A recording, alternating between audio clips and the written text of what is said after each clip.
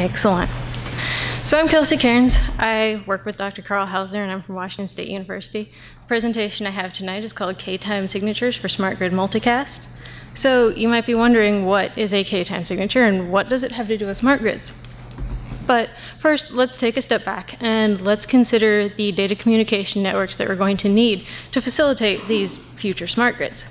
So these networks are potentially going to be carrying massive amounts of data.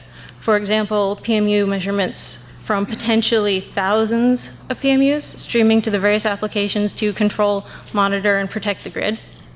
Or maybe at the application level, energy market data, which would be applicable to a large number of points over a large number of areas.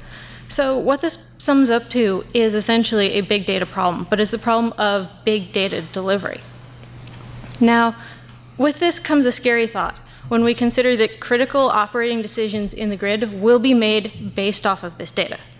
So this motivates the use of some sort of data authentication so that anyone in the system who receives a message can know that it came from the person they think it came from, and that the contents of the message match the contents of the message as it was sent.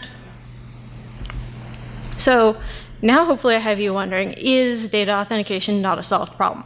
Well, in some cases, yes it is, but I'm going to argue that for the networks we're considering, the current standards are not sufficient. For example, take RSA. These signatures take quite a bit of computational overhead to compute, and they would quickly bog down a high throughput network. By contrast, HMAC is very, very fast, but it's not secure in any type of one-to-many communication environment. So what do I mean by this? Well, let's consider an example. Say that I want to be a sender and send a message to all of you in the audience. To use HMAC, I'm going to distribute the same key that I will use to sign the message to all of you. Later, you receive a message.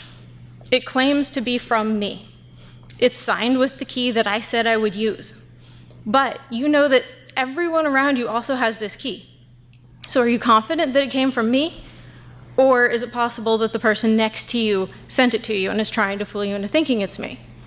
This is a risk that you have to take by using this protocol. But for a multicast environment, and also for the smart grid, it's a risk we would like to avoid. This brings us to one-time, and by extension, K-time signatures. The one I'm going to talk about is called TVOTS. This was a project, actually a TCIP project, long before I was a grad student, actually. But it was really only preliminary theoretical work. It has fallen to me to do the surprisingly interesting job of fleshing out all the little details that you need to look at to determine if a protocol is actually practical in real life. The rest of this presentation will make a whole lot more sense if I give you a brief overview of TVOTS first. So on the sending side, senders maintain a large array of hash chains, which contain secret values. The hash chains are shown horizontally in the figure.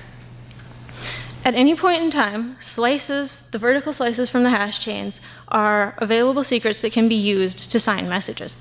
So to sign a specific message, that message is mapped to a specific subset of the available secrets.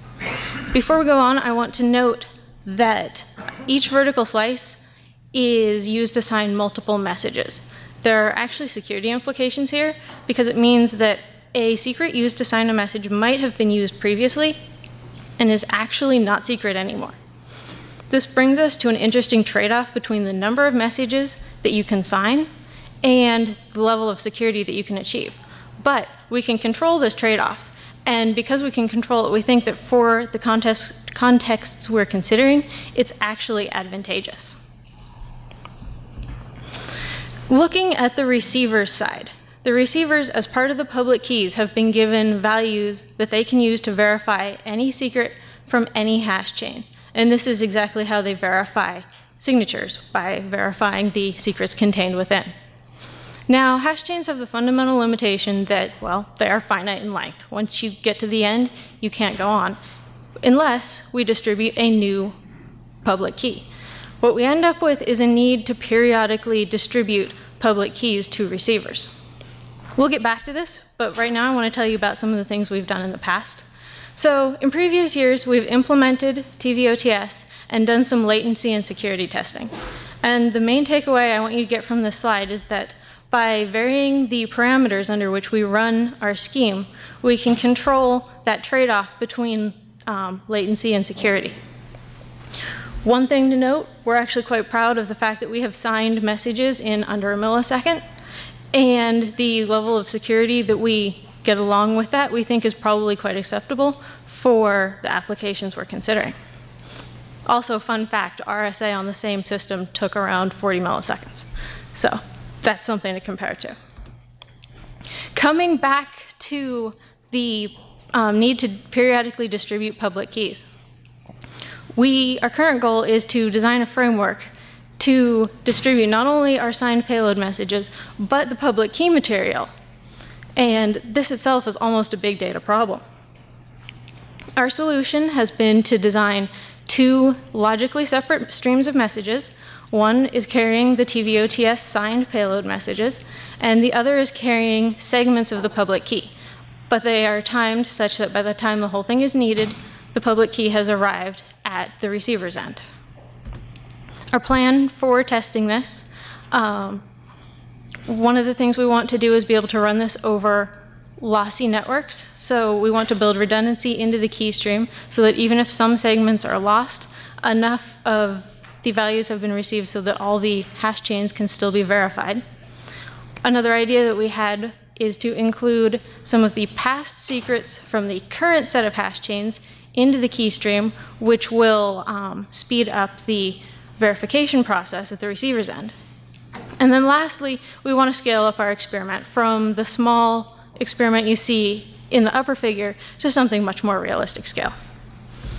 So this brings me to our conclusion, which is that K-time signatures are low latency and secure for multicast contexts, and that the framework we're developing right now will make K-time signatures available for probably a large class of big data applications, but most definitely the data distribution networks that we expect to be using in the smart grid.